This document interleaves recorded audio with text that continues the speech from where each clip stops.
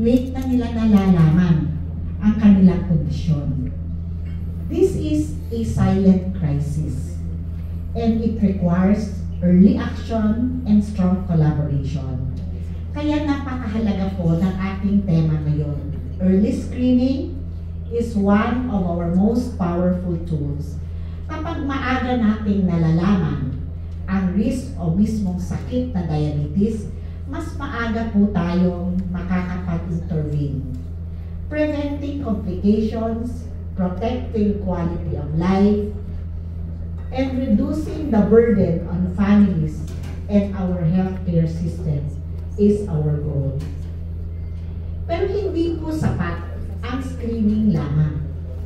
Totoong pagbabago happens when we provide holistic, continuous care. Care na may lifestyle support, regular monitoring, patient education, and access to proper treatment. Care that empowers patients and strengthens teamwork among healthcare providers, families, and communities. First slide, please. So diabetes is one of the largest and fastest growing pandemics of our time. 1 in 11 adults globally have diabetes.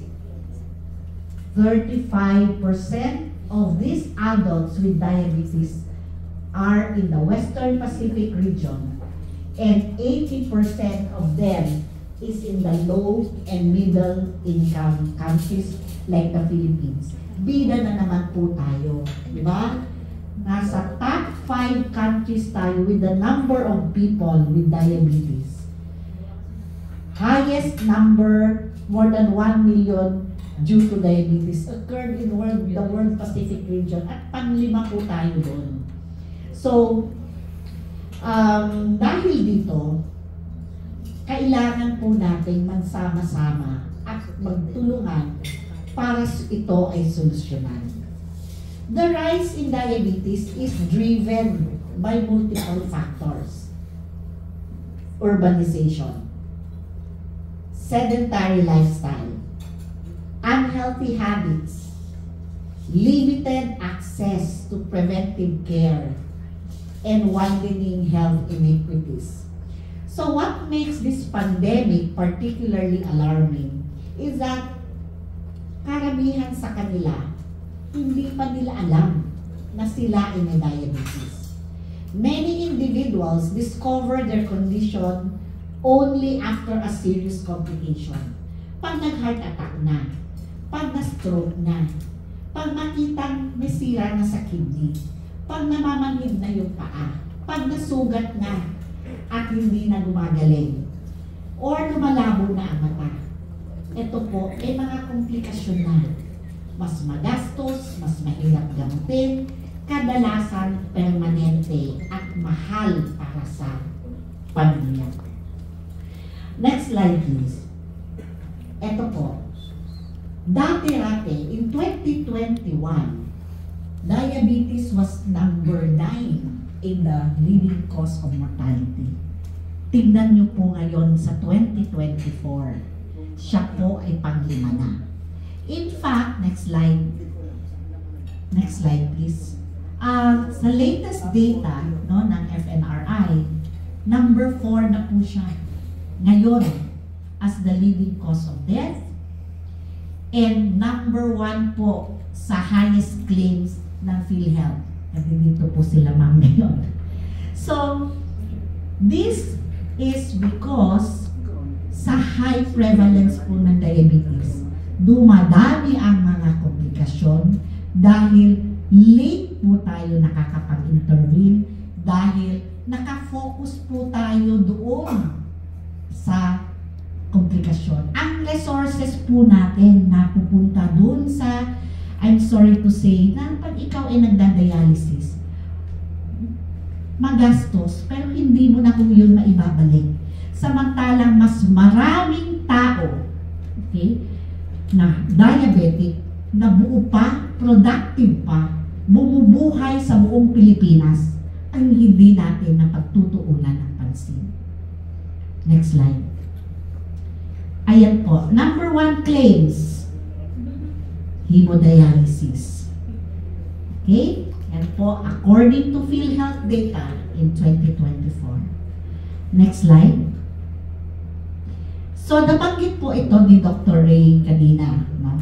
Na ang diabetes at yung sakit na pagkakadugtong-dugtong sa heart attack, sa kidney failure, is a cycle. It's a continuum.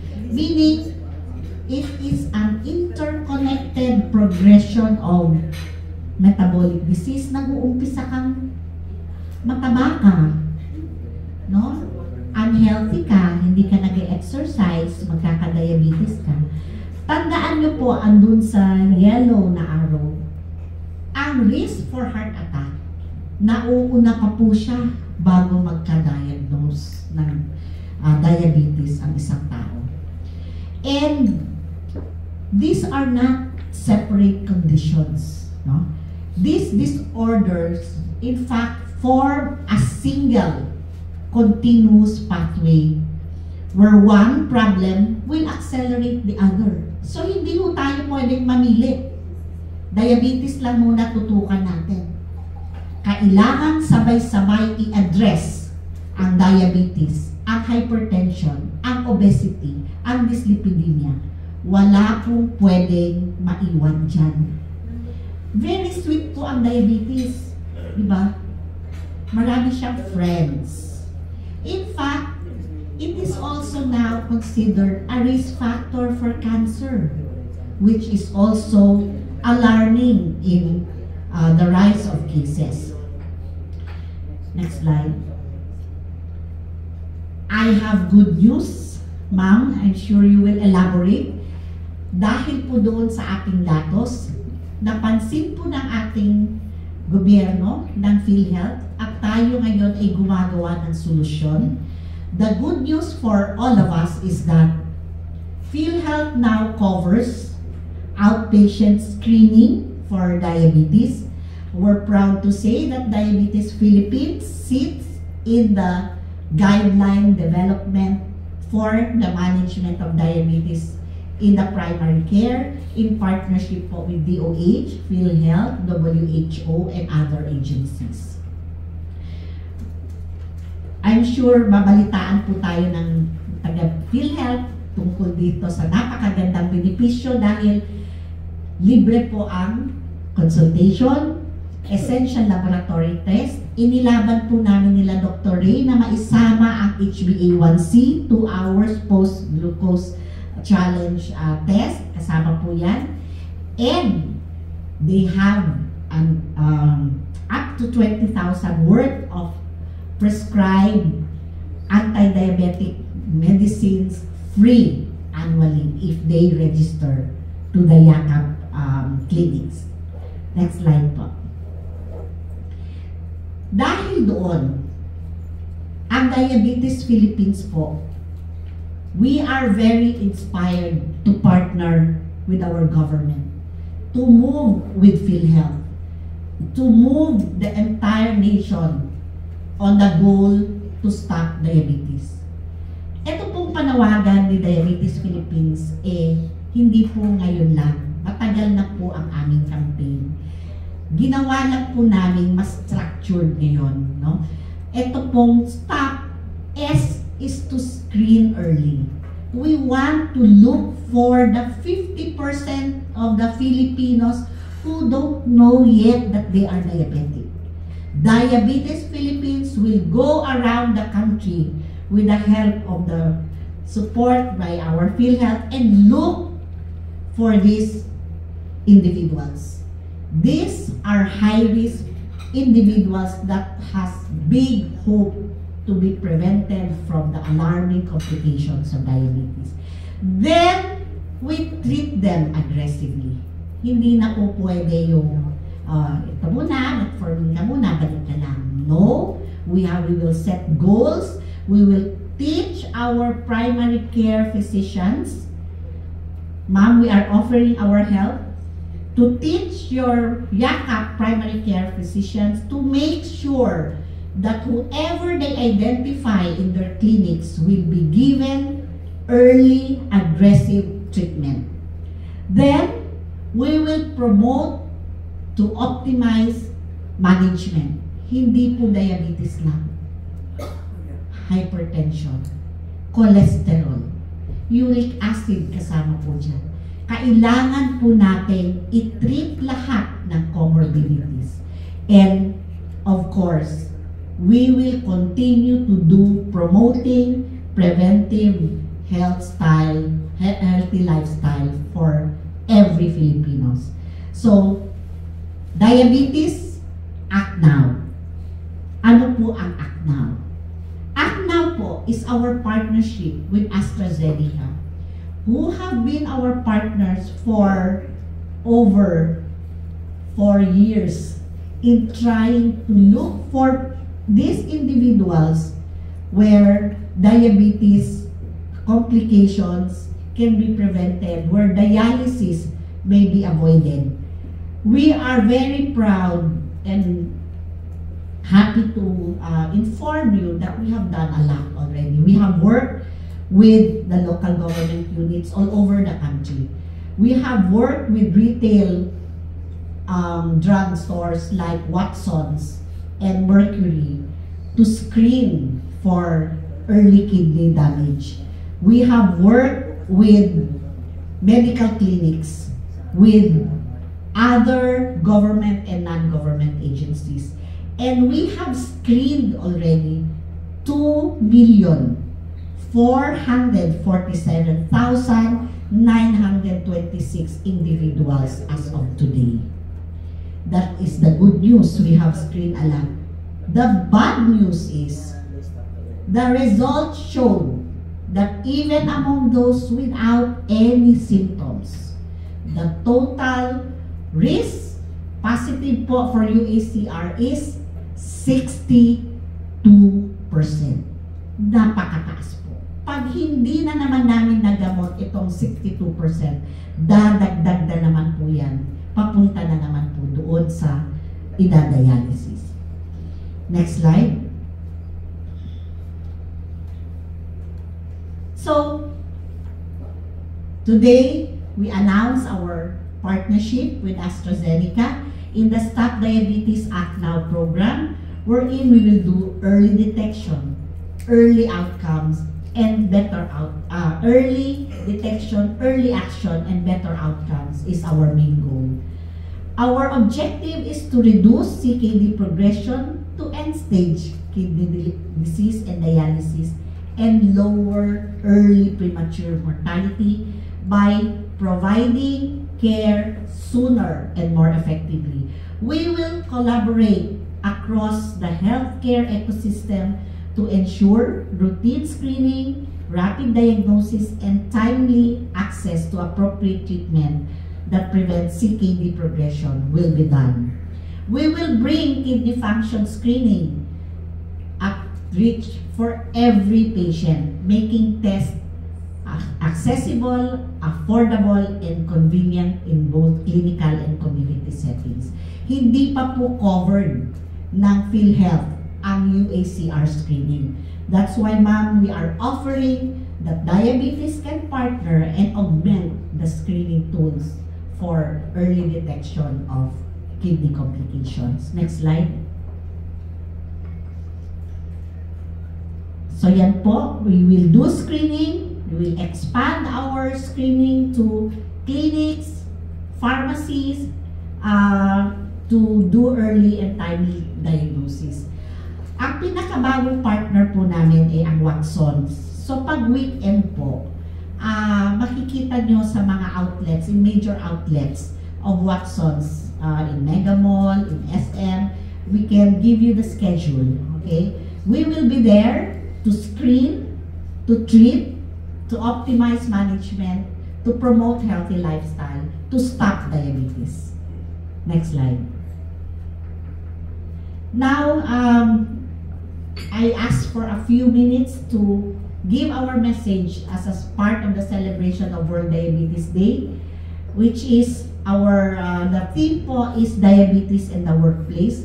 As you can see, our Filipino workers are, many of our diabetic patients are in the workforce. And being diabetic is a challenge. So the call for this year by the International Diabetes Federation is to provide accessible care to people with diabetes in the workplace. Next slide.